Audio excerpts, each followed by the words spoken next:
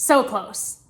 Caps lose 4-3 in a shootout to the Buffalo Sabres. Evidently still can't win a shootout to save our lives, just like last season.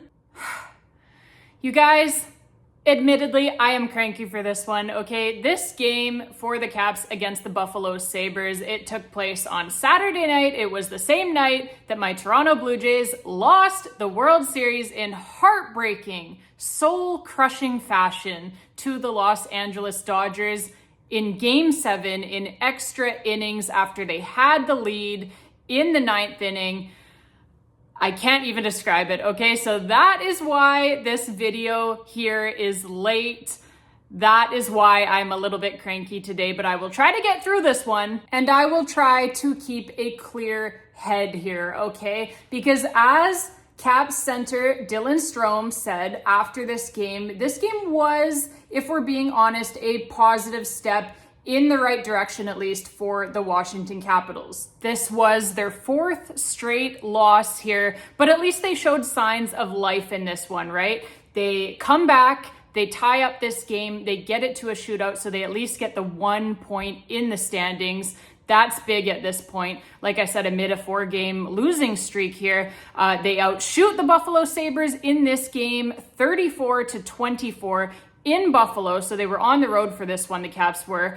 So yeah, they outshoot them 34-24, and the Caps scored some goals, finally. 3 goals here tonight, so that for sure is a step in the right direction. What was not a step in the right direction, again here tonight, the other night rather. I'm so used to saying tonight when I do these videos because I'm usually doing them right after the game. But like I said, Blue Jays crushing World Series loss, so this video is being recorded late.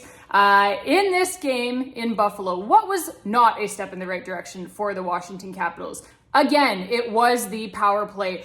0 for 4 again in Buffalo. They scored 3 goals, all of them at even strength, so 5-on-5 was looking good. The penalty kill, step in the right direction there too. The Buffalo Sabres on their power play were 0 for 3. The Caps 3 for 3 on the penalty kill. So that as well, like I said, step in the right direction. But again, they find themselves needing that extra goal to get the win here. And again, they cannot find that extra goal on the power play. This certainly, if you have been paying attention to my content so far this season, this is something that I have been talking about at length, is the power play for the Washington Capitals is an absolute mess right now. And yeah, they cannot find anything here on the power play. Never mind a goal. They can't find any momentum whatsoever. They are not generating anything. It is ugly right now on the PP for the Caps. So yeah, they can't find that extra goal that they need on their power plays. They go to overtime. They completely dominate the overtime period, but they cannot get that last goal. Ultimately, like I said, we go to a shootout, and the Caps ultimately, they would lose the shootout. 0 for 5, by the way, in the shootout were the Washington Capitals. That is still a mess as well. Like I mentioned off the top of the video, just like last season, they have not yet figured out who they are going to replace TJ Oshie, Evgeny Kuznetsov, Nicholas Backstrom. Those used to be their 1, 2, and 3 shooters in the shootout like clockwork. They have not yet figured out, since those guys have now retired, moved on. Obviously TJ Oshie, Nicholas Backstrom retired, Evgeny Kuznetsov headed for a stint in the KHL right now. But yeah, ever since those guys have not been here anymore, the Caps have not been able to figure this out, the shootouts. So again, 0 for 5 in Buffalo in the shootout. The Sabres, they only score 1 goal in the shootout as well, but 1 was enough to get it done in 5 attempts because the Caps cannot get anything. So yeah, the Caps, they drop this one here in Buffalo by a final score of 4-3, like I said, via the shootout. Goals for the Caps, it started off really well, the night did, for the Washington Capitals. First period, just 1 minute and 7 seconds in, Dylan Strome, baby, he is back. He's back in the lineup for this game in Buffalo after missing some time due to an injury, and he gets right back to work here, potting his 3rd goal of this season to put the Caps up 1-0. Rookie Ryan Leonard on the primary assist, the only assist there on that goal. And then just a little over a minute after that, Tom Wilson with some great work in his own defensive zone, fends off 3 Buffalo Sabres players, gets the puck out and up ice to Aliaksei Protas. He essentially springs Aliaksei Protas and Connor McMichael on a 2-on-0. Essentially, there were a couple of Sabres players back checking, but they could not get there in time to catch Protas and McMichael.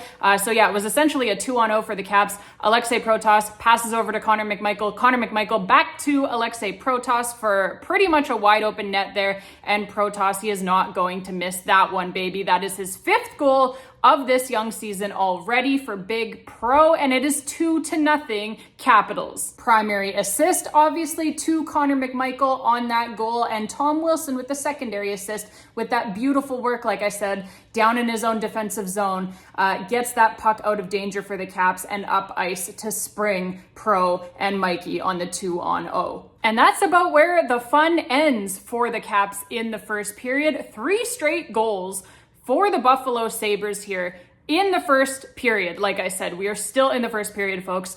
Tage Thompson comes first, then Alex Tuch, and then Isaac Rosen gets his first National Hockey League goal. Stop me if you have heard that before. The Washington Capitals, just pure philanthropists, really. They love, love, love to do that charity work, to give guys their first career goals in the National Hockey League. They absolutely love to do that. They seem to give everyone their first NHL goal, and it happens again here tonight. And yeah, that one by Isaac Rosen, his first in the NHL, like I said, puts the Sabres up 3-2, and that is how the first period would end. So, not exactly a banner last 17 and a half minutes or so there of that first period for the Washington Capitals.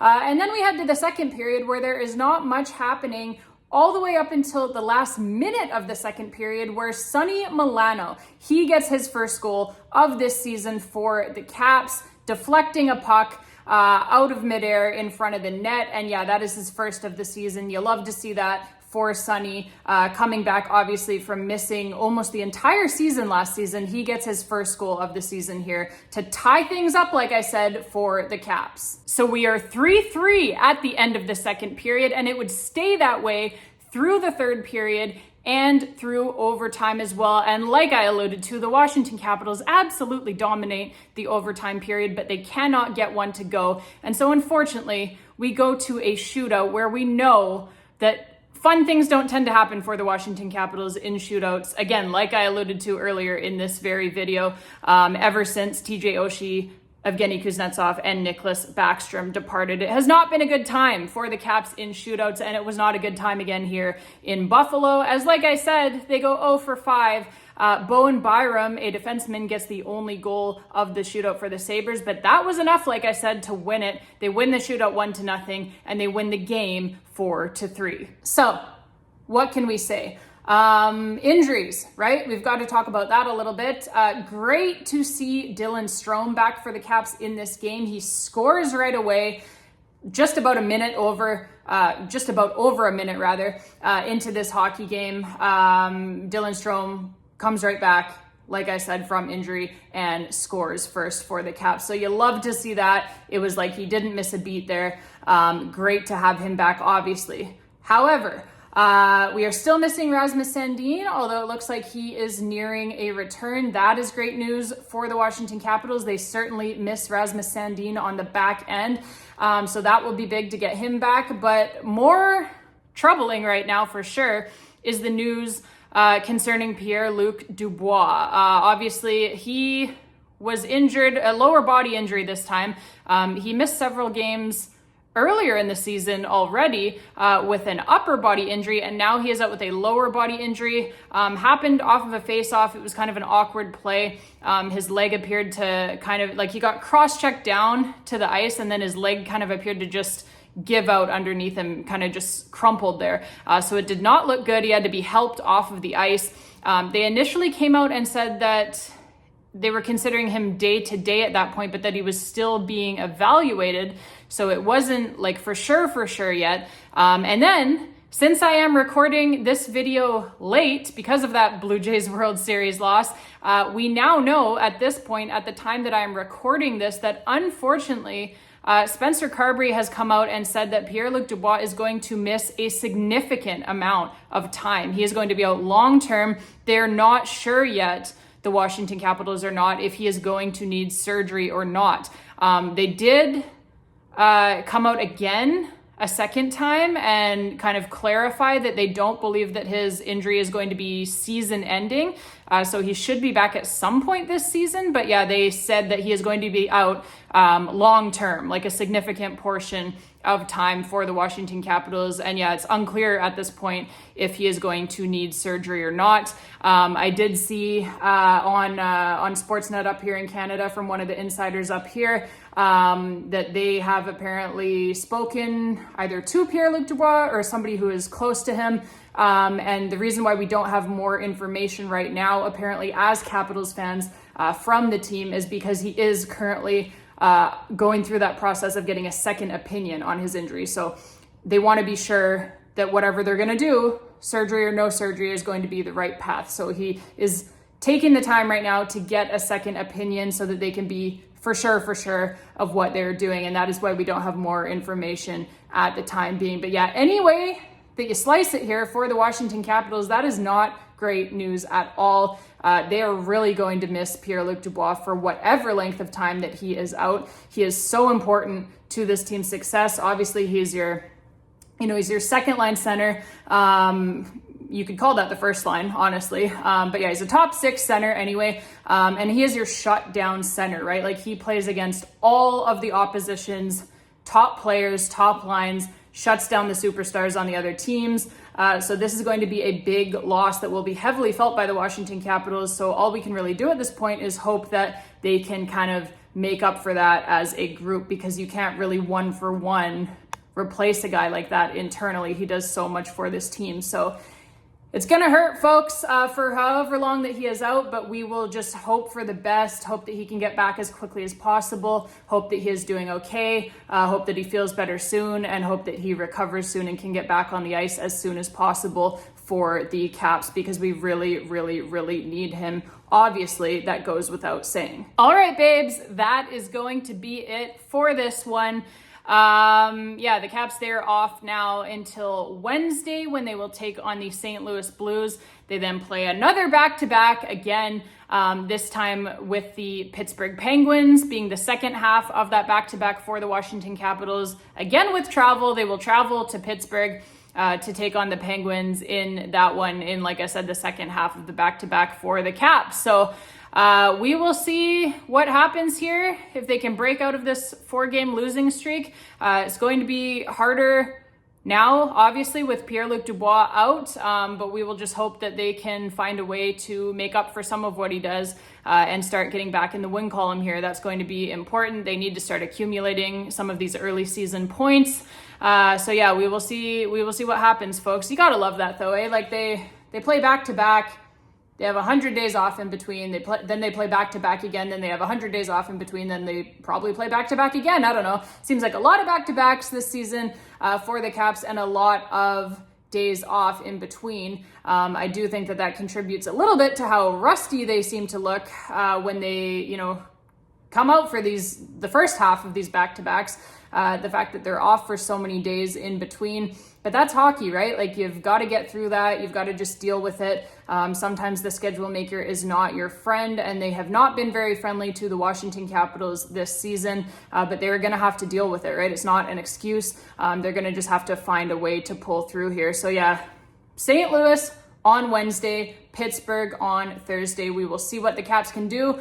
Thank you all, babes, again so much for watching. I appreciate it so much. If you enjoyed the video, click on that like button down below if you really enjoyed it. Click on that subscribe button as well if you haven't done so already. If you have already subscribed, mwah, thank you so much.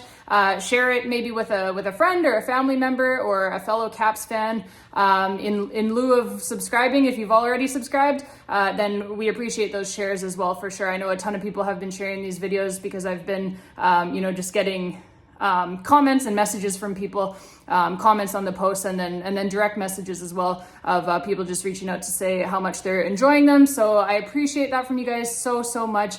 Anyone who's been sharing the videos around, anybody who has subscribed recently, all of my longtime subscribers, of course, mwah. Like I said, love you guys so much. Having a blast here, doing these videos with you guys. Even when we're in a 4-game losing streak, it is still a ton of fun here to do this, to talk Capitals hockey with all of you. So I never take a second of that for granted. It's super fun for me.